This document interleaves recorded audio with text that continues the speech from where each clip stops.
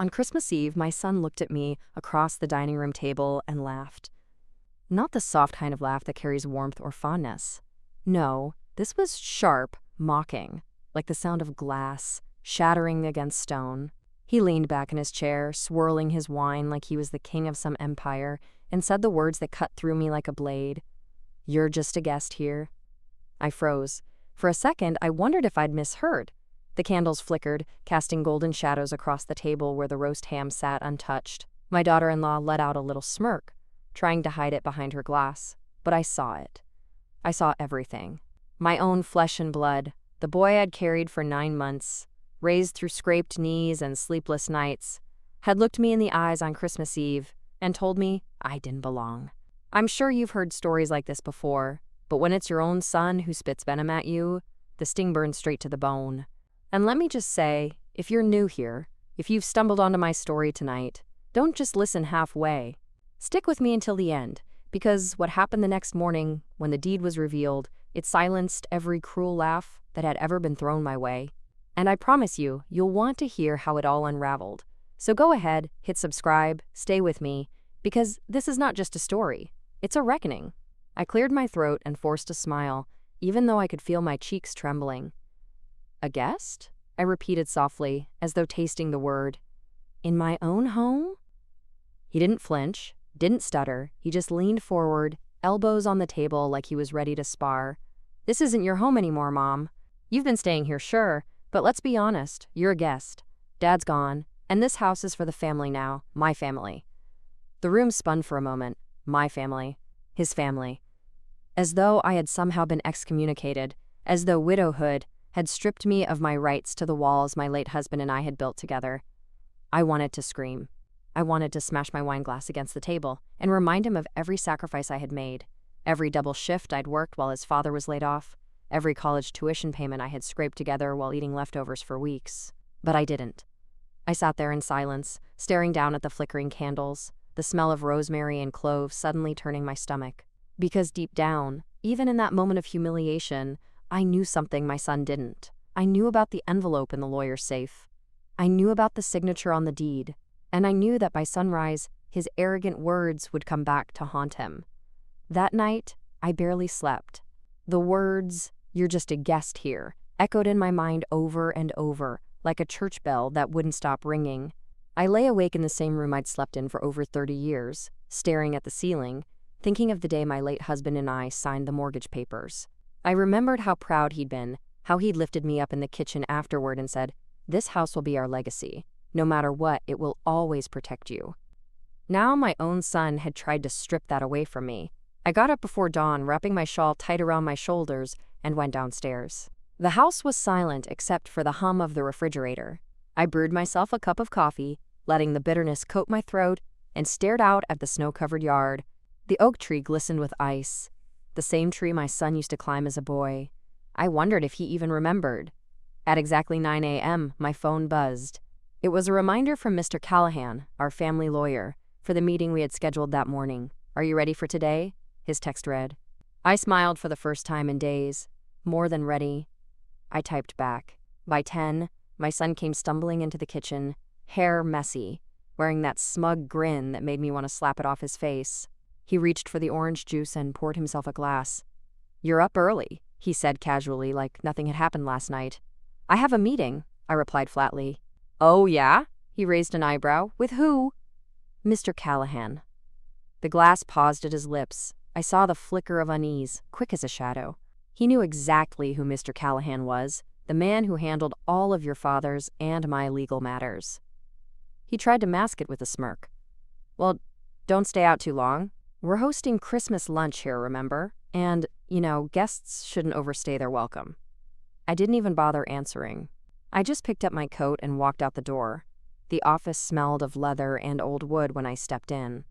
Mr. Callahan was already waiting, a thick envelope on his desk. He stood, shook my hand warmly, and said, "Are you prepared for this?" "As prepared as I'll ever be." He nodded, slid the envelope toward me, and said, "This is the finalized deed transfer. Your husband signed it before he passed. It names you as the sole owner of the property, indisputable. But," he paused, eyeing me carefully, "it also has a contingency. Upon your death, the property will pass to your son. That means right now, you hold all the cards." I held the papers in my hands, the crispness of the legal language almost singing to me. For weeks after my husband's passing, I had wondered why he insisted I keep this under wraps. Now I understood. He'd foreseen this exact moment. He'd known that our son's greed would show itself, and he'd given me the weapon to fight back. "Make copies," I told Mr. Callahan. "I want one in the bank, one here, and one for myself. I may need to show it sooner than you think." His lips curved into a knowing smile. Of course. By the time I returned home, the house was bustling with family. My son's wife was arranging platters in the kitchen, their children running around with candy canes, laughter bouncing off the walls. To an outsider, it would have looked like the perfect Christmas. But I saw the cracks. The way my son kept glancing at me with thinly veiled contempt. The way his wife whispered to him when she thought I wasn't looking. At lunch, they seated me at the far end of the table, like some distant relative. I watched as my son carved the ham, bragging about the renovations he wanted to make to his house. "This wall here," he gestured casually, "we're thinking of knocking it down.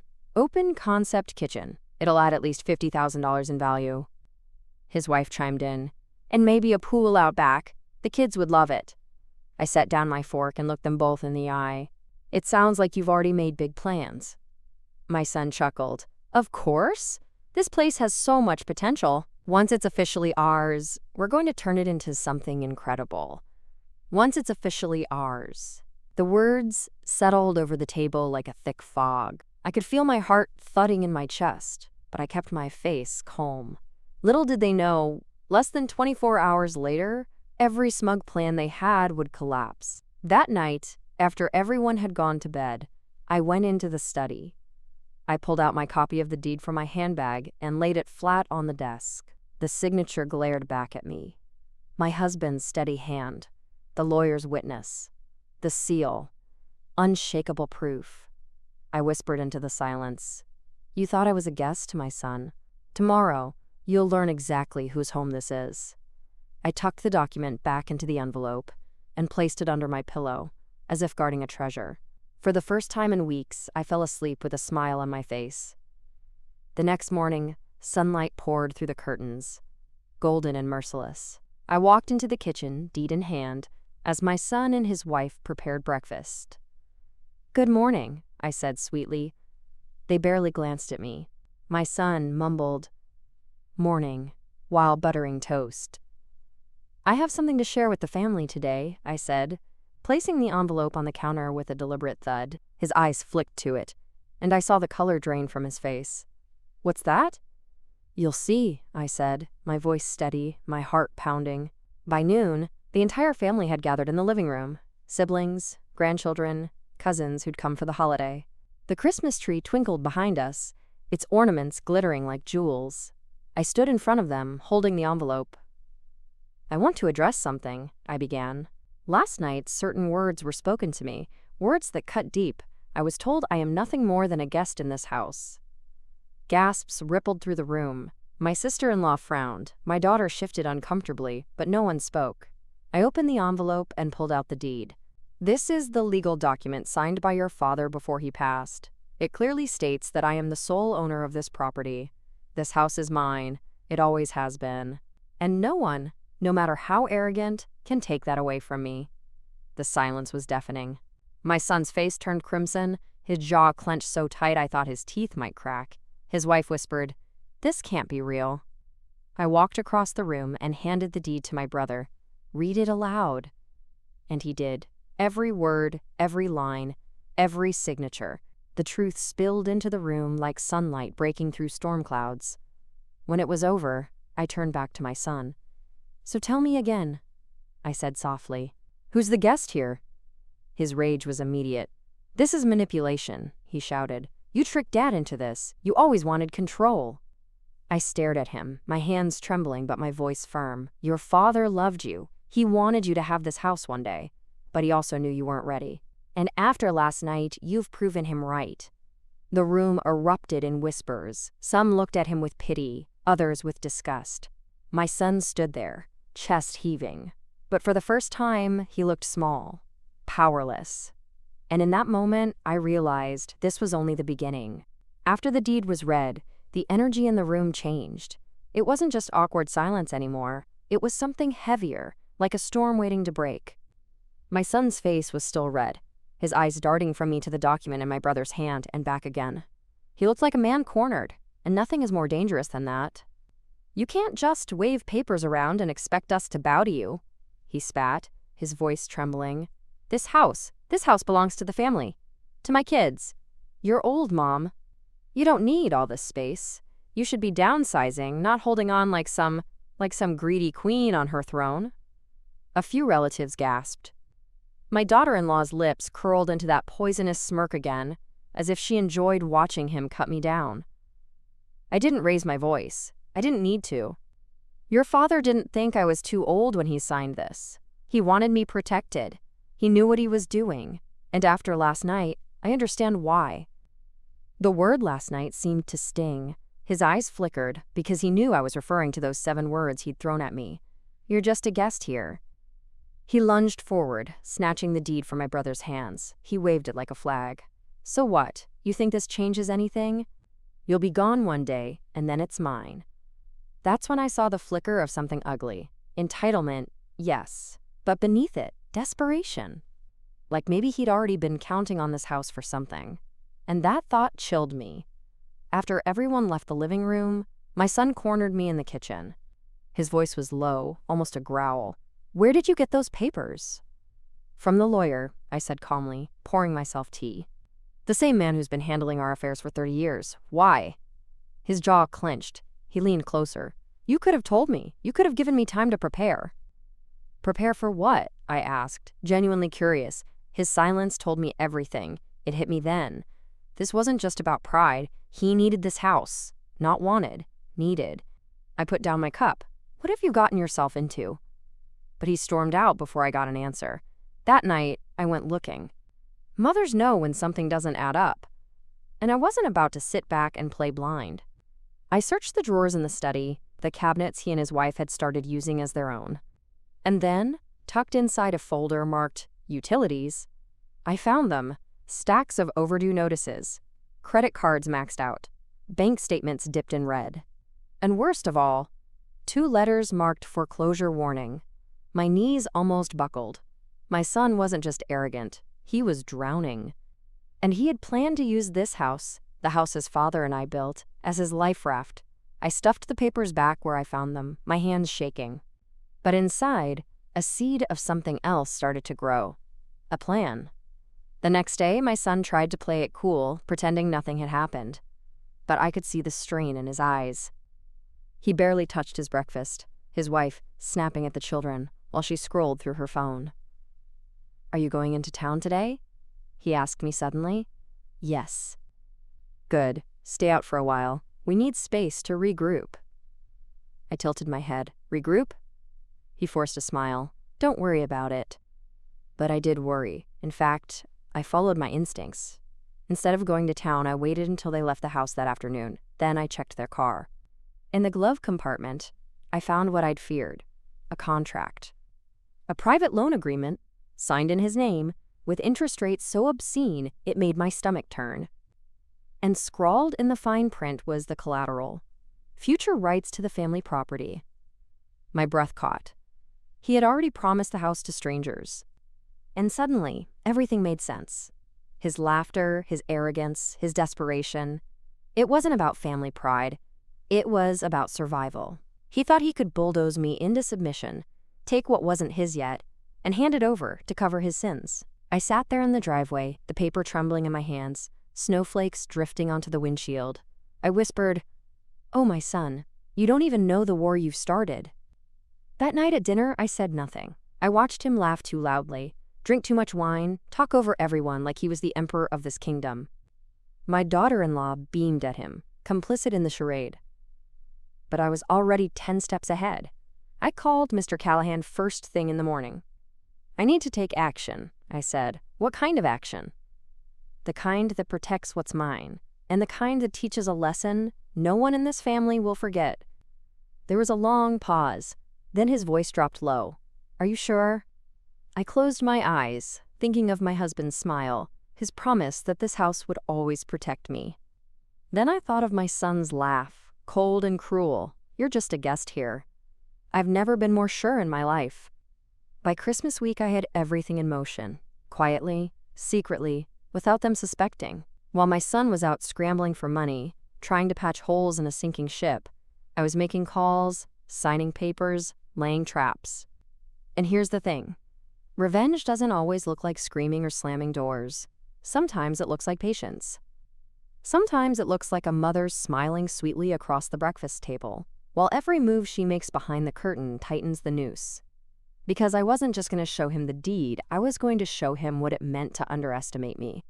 I didn't wait for New Year's to make my moves. The Monday after Christmas, I was at Mr. Callahan's office before the receptionist had finished her coffee.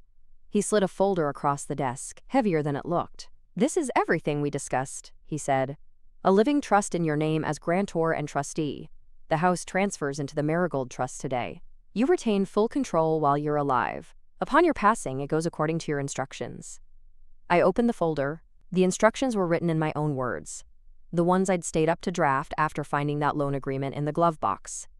My son receives nothing outright. Instead, an incentive clause. 2 years of steady employment with W-2 income. Completion of a financial literacy course. All high-interest debts settled. No loans using the house as collateral, ever.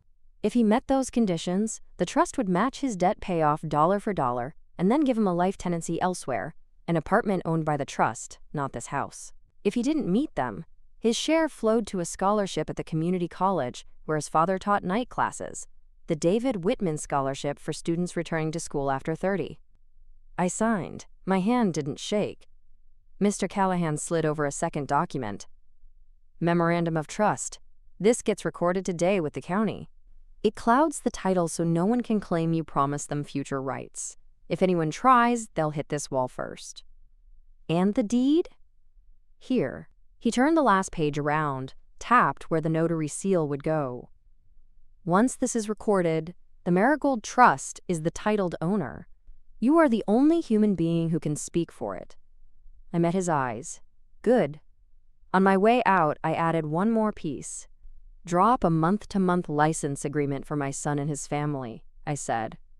$50. On paper. I want it dated for the first of the year. "Why?" "So there's a clear start. If he violates it, we'll have a clean breach to point to. I won't do anything illegal or emotional here. We'll do it by the book." He nodded, almost smiling. "Your husband always said you had the quiet spine in the family."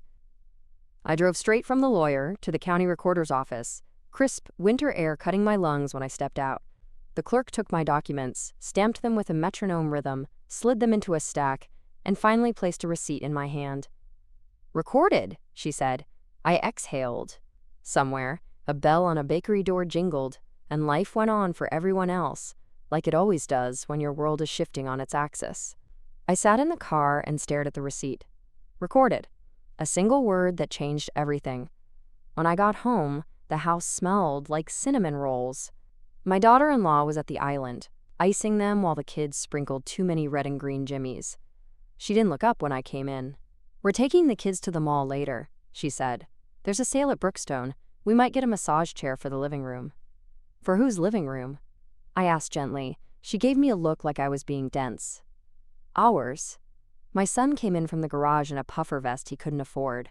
"We're meeting a contractor tomorrow," he announced. "He can knock down the dining wall by New Year's. Says he can do it in a day." "Without a permit?" I asked. "We'll pull it later," he smirked. "You know how this town works." The cinnamon rolls suddenly smelled sickly sweet. I set my purse down, pulled out a single sheet of paper, and slid it across the island. "Here's how this house works. As of 10 o'clock this morning." He scanned it, brow furrowing. "What is this, Marigold Trust? What did you do?" "I protected my home," I said, "and your father's name." He skimmed again, faster. "You put the house in a trust? You can't just—" "I can, and I did. The trust is the owner now. I'm the trustee. Anyone who wants to rip down a wall needs written permission from the trustee." I lifted my gaze. "You won't receive it." He set the paper down harder than he needed to.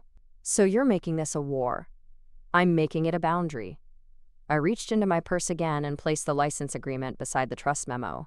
Starting January 1st, you and your family are month-to-month licensees here. $50 a month. House rules are attached. No structural changes, no new debts against the property, no large purchases without proof of funds, and no disrespect inside these walls. Violate any term and the license is revoked with 30 days notice. He laughed, that same brittle, cruel laugh from Christmas Eve. $50? You're charging your own son rent? I'm charging an adult responsibility, I said. It's a symbolic number in a legal structure. Pick which part offends you more. My daughter-in-law finally spoke. This is disgusting, she said. You're pushing us out. I'm putting everything where it belongs, I answered. If you want to stay and live like a family, you can. If you want to treat me like a guest, you'll need to find another house. He crumpled the license agreement and threw it in the sink. We're not signing your leash. I stared at the cinnamon rolls. Then please don't knock down my dining room wall. He shifted, trying to get back the upper hand. You think a piece of paper will stop real life? We have plans, Mom. Real plans. People are counting on me. What people? I asked, though I already knew. He didn't answer. He grabbed a roll, bit into it like it had personally wronged him, and walked away. I spent the afternoon doing laundry. Small, quiet tasks that have always steadied me. I folded his son's dinosaur pajamas. I matched his daughter's tiny socks. I put them in neat stacks on the stairs. I watered the Christmas cactus on the windowsill and hummed the song my husband used to sing off-key when he couldn't sleep. Late that evening, when the kids were bathed and the house had softened at the edges, there was a knock at the door. Not a neighbor's tentative tap. A rhythm, like somebody who knew they were owed something. My son got there before I did. "Brent?" he said, too loudly, too cheerfully. "Hey, man." The man at the door was in his 40s, with a winter tan that looked out of place, a jaw that had learned to stay clenched. He didn't take off his sunglasses, even though it was nearly dark outside. "You got my text," he said. My son stepped out onto the porch, tried to pull the door behind him, but I put my hand on it and left it open. "Evening," I said. "Can we help you?" He gave me one quick, assessing look and dismissed me. "We're Square Friday, right?" "Yeah," my son said too fast. "Friday, no problem." "That balloon payment's not a joke," Brent said. "You said you'd have it after Christmas. I did you a favor on the VIG. I need to see something." "My bonus hits Thursday," my son lied. Brent's eyes flicked past him into the foyer. "Nice house," he said. His voice softened, the way a wolf's might if it learned to talk. "Shame when families have disagreements." "Everything's fine," my son said. Brent kept looking at the crown molding, the framed photo of my husband with the kids at the county fair, the bowl of keys by the door. "Good," he said, "because when I don't get what I'm owed, I stop being nice." I stepped forward into the porch light. "You won't be getting anything from this house," I said evenly. "Not now, not ever. If you were promised future rights by my son, he promised you something that wasn't his to promise. The property is owned by a trust. You can check the recorder's office in the morning." For a second, the sunglasses paused, then he smiled without showing teeth. "Trusts are cute." He stepped back. "Friday, Jonathan." The door clicked shut. My son turned on me with a face I hadn't seen since he was 16, and I caught him sneaking out. "What did you just do?" "I told the truth," I said, to a man who needed to hear it. "You humiliated me. I saved you from getting him to swing a sledgehammer through my dining room for collateral." He shoved a hand through his hair. "You don't understand how any of this works." "I understand exactly. You're in with a man who doesn't use contracts. He uses fear. He thinks a family home is a bargaining chip. And you—" I stopped myself. The old me would have unpacked every wound in the next sentence. The new me, the woman with a trust and a plan, kept it simple. "You forgot who taught you to read the fine print." He paced, a caged animal. "I need time." "I gave you time," I said softly. "I gave you your childhood, your 20s, your second try at graduate school. I gave you our guest room with fresh sheets, while you told me I was a guest in my own home. Now I'm giving you a choice." He stared at me, a muscle jumping in his jaw. "Sign the license on January 1st, I said, "and follow the rules. Work a job that pays real wages and put your kids first. Go to the financial counseling I'll pay for. Get out from under men like Brent. You'll have a safe roof over your family while you do it. Or don't sign and start figuring out where you'll go next." He didn't answer. He went upstairs. In the dark, a bowl broke in the sink. 2 days later, a white pickup pulled into our driveway. The sides were magnet stickered with a contractor's name. 2 men hopped out with a tape measure and a clipboard. I met them at the door with coffee and a friendly smile. "Which wall are we measuring?" the taller one asked, glancing past me toward the dining room like he'd been told. "The wall that isn't getting knocked down," I said. "There will be no work in this house without the trustees' written consent. That's me." "We spoke with," he turned over his clipboard, "Jonathan." "You spoke with a licensee," I said. "Here's the number for our lawyer if you need confirmation." They looked at each other, then at me, then at the chandelier. Professionals know when the wind has shifted. "We don't do family disputes," the shorter one said. "Call us if you get aligned." I watched their tires imprint the soft snow, 2 clean lines of retreat. Then I shut the door. That afternoon, a text buzzed my phone from an unknown number. "He's making it worse. He told me you're sick. He says he'll get POA. There was a photo attached." My signature, or a rough approximation of it, scribbled beneath a printed line that read, "Durable power of attorney." I felt the room tilt. WHO sent this? The number ended in 44. I scrolled up. A single, earlier message from months ago. "Hi, this is Sasha from the notary service you used for your husband's will witness 2 years ago. I keep your info on file for mobile signings. Let me know if you ever need." "Sasha," I said out loud. I typed fast. "Where did you get that?" She responded immediately. "He called me. Said you asked me to prepare it. Asked me to bring my stamp tonight. But I always text my principals to confirm before traveling." Something felt off. In the photo, my almost signature curved wrong at the S, the way it does when someone's seen your name but never watched your hand. My chest got tight. "Don't come," I wrote. "And if he reaches out again, tell him your schedule is booked. Thank you for checking with me directly. Always," she wrote back. "I see a lot. Too much sometimes. Take care of yourself." I printed the text exchange and slid it into a new folder. January, evidence. That night, I slept with the hallway light on. On the morning of December 30th, I took my granddaughter to the library and my grandson to the park. We fed ducks our illegal bread and laughed when one flapped so dramatically it startled itself. When we came home, there were 2 boxes of contractor-grade trash bags stacked by the door and a clipboard propped against the wall with a rough drawing of our downstairs. My son was in the dining room with a tape line on the floor. "You're stressing yourself out," I said. "Call Mr. Callahan." He sliced the air with his hand. "I don't need your lawyer. I need a break." "What you need," I said, "is to apologize to this house." He barked out a laugh. "You've lost it." "This house saved our family more times than I can count," I said quietly. "Your father and I made dinners here when we had $12 in the bank." "I took 3 calls about your detentions at that table. I taped spelling words to that wall when you mixed up there and there. You don't get to declare war on it because you're too proud to tell the truth." "What truth?"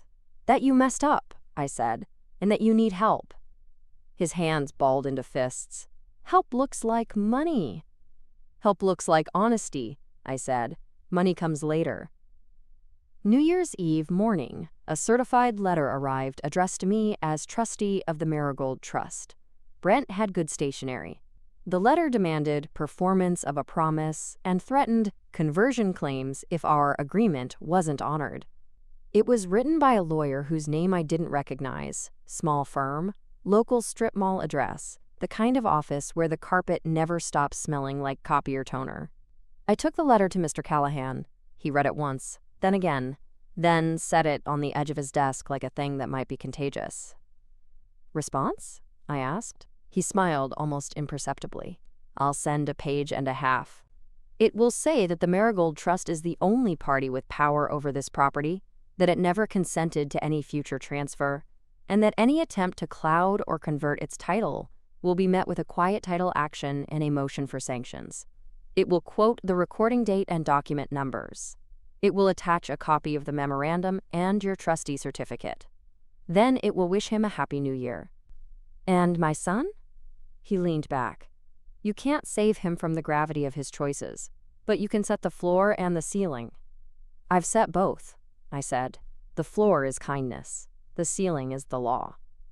On January 1st, I placed a fresh copy of the month-to-month license on the kitchen island, with a pen beside it. I put 2 coffee mugs next to it the way I used to lay out school permission slips. No drama, just the steady rhythm of running a home. He came down around 10, eyes bloodshot, a man who'd partied hard to outpace his dread. He saw the paper and smirked. "No." "Then start looking," I said. "Because the 30 days begin when you refuse. You're kicking your grandkids out." "I'm inviting them to stay," I said, with their parents acting like parents. He stared at me for a long time, then he picked up the pen. For a second, I thought it was a miracle, that a new year had snuck a new man into his body. He clicked it, held it over the line, and then pressed it down hard beside the signature block, leaving an angry ink starburst. He threw the pen so it skidded across the island. "Not signing," he said. "We live here." "You don't," I said gently. "Not like that." On January 2nd, Mr. Callahan filed a notice revoking permissive use effective 30 days out, February 1st at noon. It was delivered by a process server who used to be a kindergarten teacher and had the exact patient smile you need to hand bad news to angry people. My son laughed when he took it, then he tore it up in her face. She didn't flinch. "I've already mailed you a copy," she said, and walked away. That night, the shouting started. Not from me. From him and his wife, behind the door of the room that had once been painted with astronauts and glow-in-the-dark stars. I didn't listen. I put on the kettle. I read the old cookbook my husband loved like a novel. I turned off lights one by one and left the upstairs hall illuminated for the children. 3 days later, something shifted. Not in the house. On a Saturday morning, kids watching cartoons, my son's phone lit up on the coffee table. A text preview appeared, the way previews always do when they want to ruin your breakfast. "We need to talk about Friday. You promised blue F-150 would be in the driveway. If you're stalling, I have other ways to get your attention." I picked up the phone and put it on the mantel out of the children's reach. He came down the stairs and saw it there, saw the preview, and his skin went pale. "You don't touch my phone," he snapped. "Then keep it in your pocket," I said, "where you keep the rest of your secrets." He grabbed it and looked at the message again, like maybe if he stared long enough the words would reorganize into something less terrifying. He typed fast, 3 staccato bursts, then shoved it into his sweatpants and tried to act like cartoons were interesting. I took the kids to the park. When we came home, there was a new dent in the garage door. On January 10th, I met with a realtor friend. Not to list anything, only to walk through and tell me what a house like ours meant to the right kind of buyer, if it ever came to that. "You could sell this in a weekend," she said, touching the banister like it was a living thing. 5 offers, all over asking, but I know what this house is to you." "Do you?" I asked. She nodded. "My mother's house had a window that sang when the wind came from the west," she said. "I still dream in that light." I smiled. "Then you understand. I'm not selling, I'm fortifying." That afternoon, I called a locksmith and had the study door keyed to a different code. I inventoried the safe, took photos, and stored a duplicate set of originals in a safety deposit box.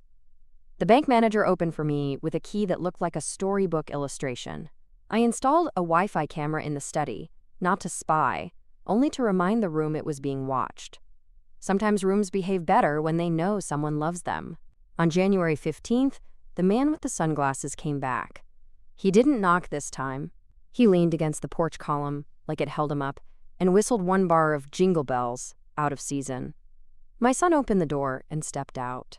I stood in the foyer within earshot. "I told you Friday," my son said too quickly. "It's Friday," Brent said. "I meant next Friday." Brent looked amused. "You meant never. I can work with never. It just costs more." "I have kids inside," my son hissed. "Lower your voice." "I don't raise it," Brent said softly. "I lower options." My son took a breath that didn't quite go down. "You can't take the house." "No," Brent agreed easily. "Your mama locked it up tight. But you can sign things, and you can leave doors open, and you can make a mess in ways that ruin holidays." The air went thin.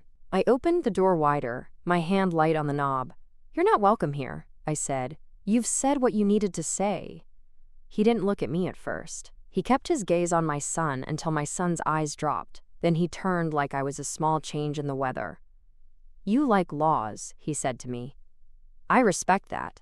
Laws are a kind of religion. Here's my sermon. When people owe me, they pay. If they don't, they pay differently. You're trespassing, I said mildly. And if you step 1 foot inside, I'll call the police. I'll also file for a protective order, using the letters and the texts you've sent. He smiled again without teeth, a man who had learned that smiling could be a weapon. See you soon, Jonathan, he said, and left. My son stood on the porch after he went like he'd forgotten how to move. Come inside, I said. He didn't. I made tea. I made hot chocolate for the kids. I set a mug on the newel post because I knew the exact place his hand would rest when he finally came back in. He came back in, he drank it, he didn't say thank you. On January 20th, we had our first house meeting. Not the kind with yelling, the kind with lists. I printed 3 pages of rules with little checkboxes beside them. Dinner at the table 4 nights a week. No loud voices. All phones in the bowl after 8. Receipts taped to a sheet on the fridge so everyone could see what money was doing. I made a second list for me. No lecturing, no enabling, no crying in front of him. I checked the boxes I could check and left the others blank like open doors. My son laughed when he saw the lists. You think a chore chart's gonna fix my life? I think you think nothing can, I said. That's why nothing does. On January 23rd, he came home with a garbage bag full of unopened mail. He dumped it on the dining table and walked away. I sifted it. Bread-stamped envelopes, glossy threats, fake checks. I stacked them by creditor and pulled the ones that weren't carrying. I made a spreadsheet with balances and interest rates and a little column just for shame, where he could put a check mark when he called a number and talk to a person like a person. He didn't touch the spreadsheet for 2 days. On the 3rd day, he wrote a single check mark. It looked like a tear. On January 26th, the process server came back, this time with a polite packet and a polite request that he sign a receipt acknowledging the 30-day clock. He refused. She smiled that patient kindergarten smile again. It's okay, she said. The mail already did the acknowledging. His wife started packing that night. The way a person packs when they're fighting with time and pride at the same minute. She took framed photos down and then put some back up like she couldn't decide if she needed to say goodbye or pretend she didn't. She folded the kids' clothes into boxes labeled with hopeful scrawls. New house room. The children watched us. Children always do. On January 29th, I woke up at 3 a.m. and couldn't find the quiet. I went downstairs and stood in the dark living room, feeling the way the house held itself, every board remembering who we had been inside it. I whispered to my husband. I told him what I'd done and what I still feared. I asked him to keep an eye on our son from wherever he was, the way you ask an old friend to keep a seat open. In the morning, the dining room wall had a pencil line on it again. I erased it with a pink eraser like a mistake on homework. On the 30th, a letter arrived addressed to the Marigold Trust from the strip mall lawyer. My client has been materially damaged by your trustee's interference, it began. It got a lot of wind under its wings. It finished with a threat to file a lien. Mr. Callahan's response went out the same afternoon. It had no adjectives. It had statutes and document numbers and a tone like a well-built door. It ended with, any attempt to record a fraudulent claim of interest will result in an immediate motion for sanctions and a referral to the state bar. Then he added a postscript I loved. P.S. Our office is closed Friday at noon. Happy early weekend. On the 31st, my son came into the kitchen while I was mixing pancake batter and put a folded piece of paper on the counter. It was signed.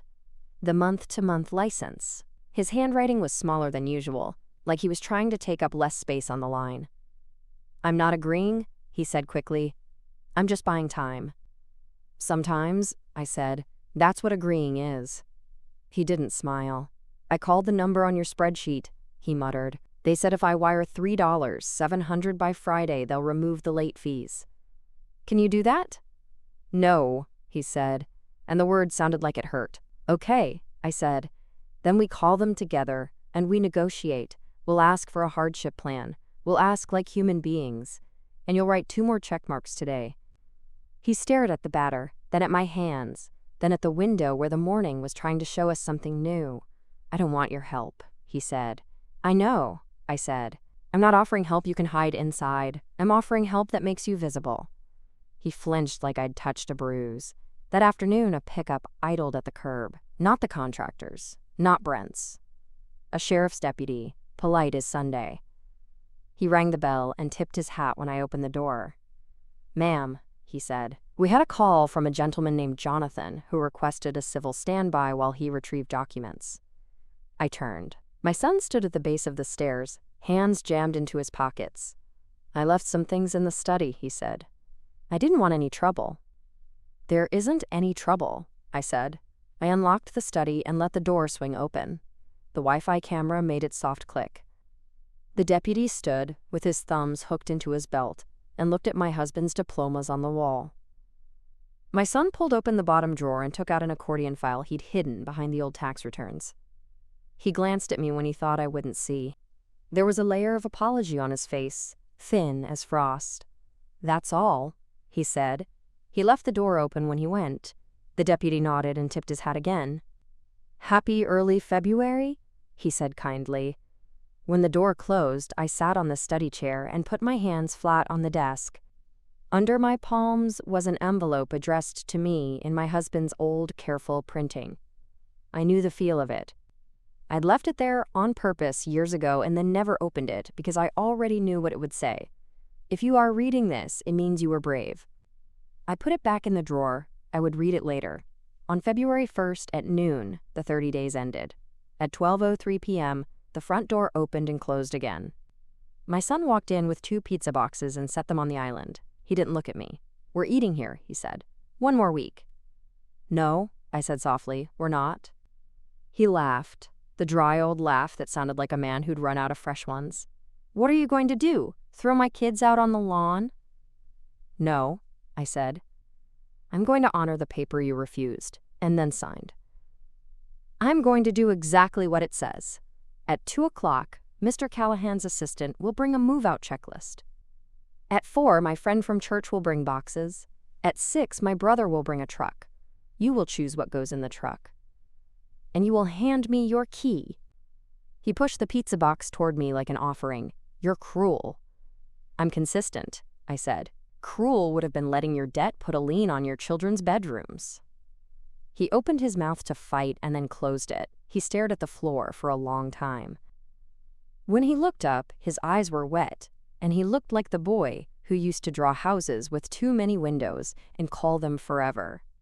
"I don't know how to be who you want," he said. "I don't want you to be anything I want," I said. "I want you to be a man who tells the truth and makes a plan and keeps a promise. If you can do those 3 things, the rest will come." He wiped his face with the heel of his hand and nodded, once, a small movement that felt like the first honest thing he'd done in months. At 2 o'clock, the assistant came with the checklist and a clear plastic folder with tabs. At 4, the boxes arrived. At 6, my brother's truck backed into the driveway, beeping softly like a bird reversing out of a nest. We labeled things with black marker and small mercies. Winter coats, girls' books, kitchen pots. We put a bright red heart next to the box with the kids' nightlights. We carried furniture with careful hands. We made sure the kids were at their aunt's house eating spaghetti and watching a movie so the house didn't have to learn their grief in real time. At 8:47 p.m., my son stood in the foyer with his hand in his pocket, fingers clenched around the key like it was a thorn he couldn't pull. He looked at the staircase, the dent in the 3rd step, the coat rack, the photo of him on his father's shoulders at the 4th of July fireworks. "I hate you," he said, but it came out like "help me." "I love you," I said, because one sentence can hold the other when it has to. He put the key in my palm. It was warm.